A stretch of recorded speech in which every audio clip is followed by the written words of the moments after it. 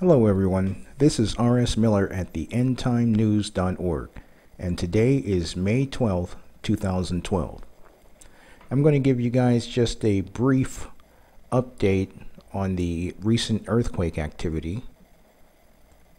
Now here's the U.S. Geological Survey's earthquake map, and as you can see there's quite a few different earthquakes around what they call the Ring of Fire in this area here. This over here is the west coast of the United States, and then up in here is Canada, then Alaska is out of the screen view. What I wanted to show you was that even though they don't show all of the earthquakes in the past 30 days, according to their data, 7,296 earthquakes occurred. And these were all earthquakes that were over the 2.5 on the Richter scale. And I just want to scroll down here just a little bit and show you guys this list down here. These are some of the earthquakes that just took place recently. And as you can see here, the dates, right there. But there's a 3.1 in Indiana, of all places. 2.7 again in Indiana. We have a 3.9 in Oklahoma, a 5.2 in Indonesia. They've even had one in Timpson, Texas, and of course in Alaska, Mexico, Oregon, California, and somewhere in Japan. I'm just going to scroll down this list a little bit so that you can see all of these dates are in May. And that's quite a few earthquakes just in May. And you guys can go to the USGS.gov and check out the earthquake maps if you're interested. I'll place a link down at the bottom. Now there is a huge sunspot they've dubbed AR1476. It's crackling with M-class solar flares and harbors energy for X-class solar flares. I'll read a little bit of this story here. I think, well, as a matter of fact, I believe that's the sunspot right there. You can see it in the photograph of the sunset or sunrise, whichever it happens to be. But anyways, Earth is entering the line of fire as the huge sunspot 1476 rotates across the face of the sun into geo-effective position. Sunspot 1476 is crackling with M-class solar flares, and its beta-gamma-delta magnetic flares harbors energy for X-class flares. NOAA and SWPC estimated that there is 10% chance for X-class and 65% for M-class solar flare events. It will be in direct alignment with the Earth in a few days, so the CMEs then would be likely to spawn geomagnetic activity. I'll let you guys read the rest of this article here, but here are a few more photographs. This is, I believe that's it, yes, 1476 right there. And that is absolutely huge.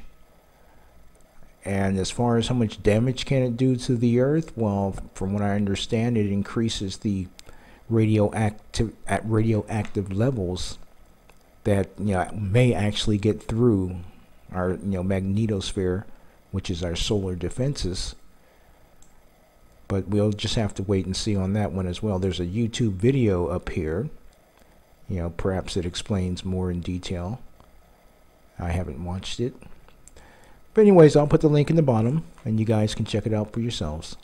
Now here's an article from the Extinction Protocol website. 32 dead porpoises in China worry wildlife officials.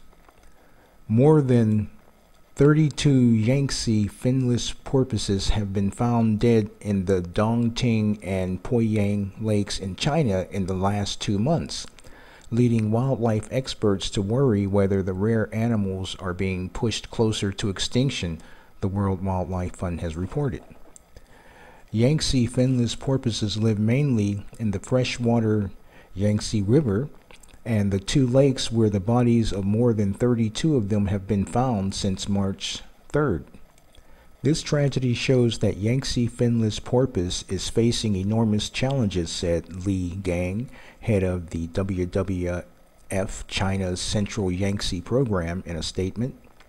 The porpoise deaths illustrate that without effective measures to fundamentally reverse the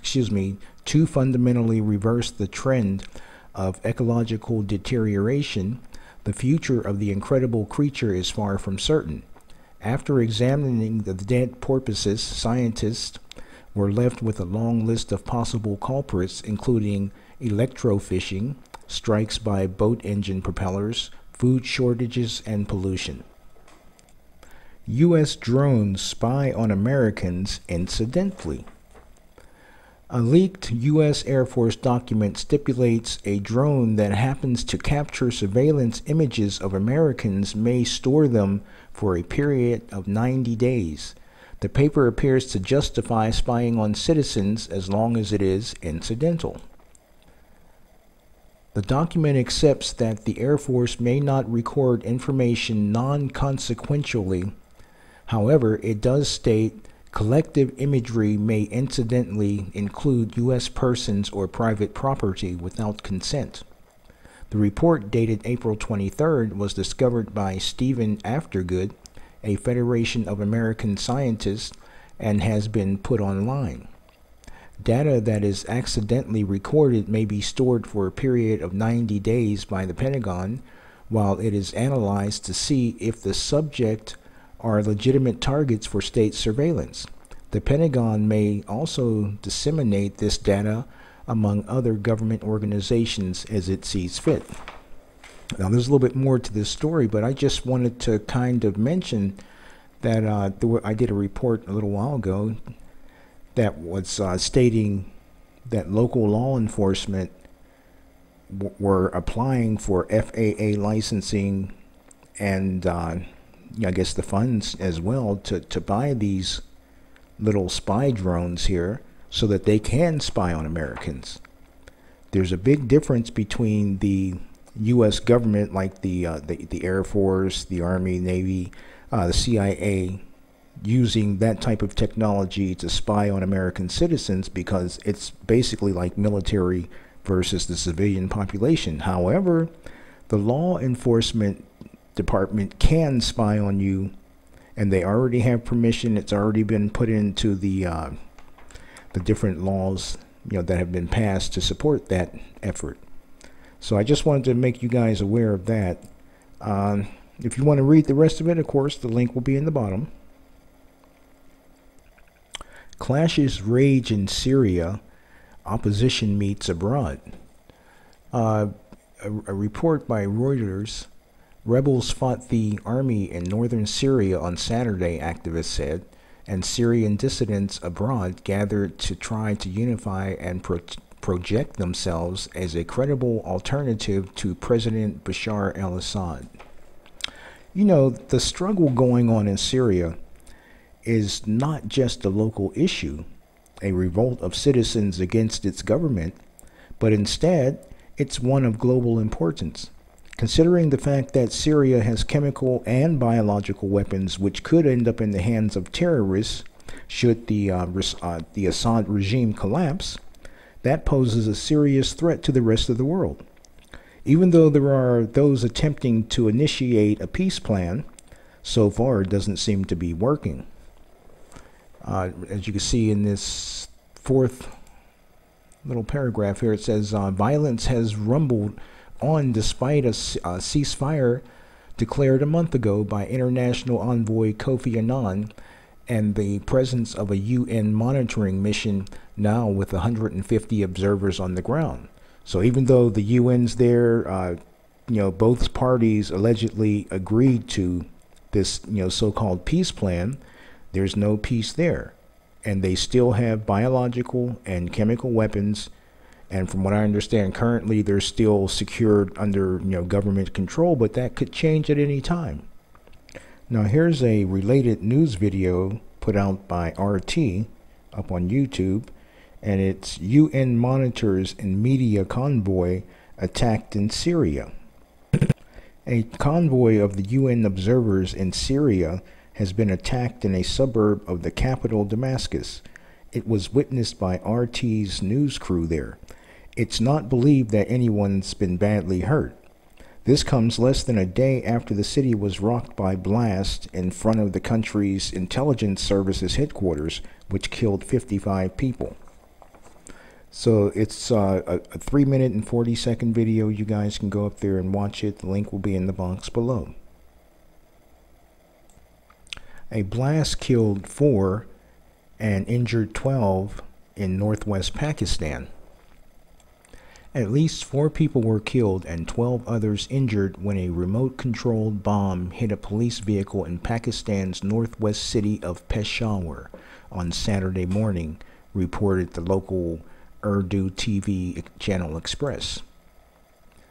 According to local media reports, the blast took place at about 9 a.m. local time when a remote-controlled bomb hit a police vehicle passing by on the GT road in the Gulbahar area of Peshawar, the largest city in northwest Pakistan. At least 1 policeman was killed and several women were injured in the blast, said local media, adding that the blast also destroyed 5 vehicles. All the injured have been rushed to Lady Reading Hospital in the city, where at least 4 critically injured people died later. Security forces have cordoned off the area following the blast, and a search operation is underway. No group has claimed responsibility for the attack yet. Friends, we are living in the last days. The Bible prophesied earthquakes, wars, famines, and diseases, inclement weather, animals dying, signs in the sun, moon, and the stars, men's hearts failing them for fear of those things that are coming on the earth, all of which are happening right now. Yet some people say, if there really is a God, then where is the evidence? But I propose to you that the signs of the last days, as predicted in the Bible thousands of years ago, which are currently being fulfilled, should be the proof enough, but some simply refuse to believe no matter what the evidence is presented to them. But believe it or not, time will certainly tell. Hopefully it will not be too late for those who don't. Are you saved? Follow the link and pray the prayer of salvation with a sincere heart, and you will be saved. God bless you.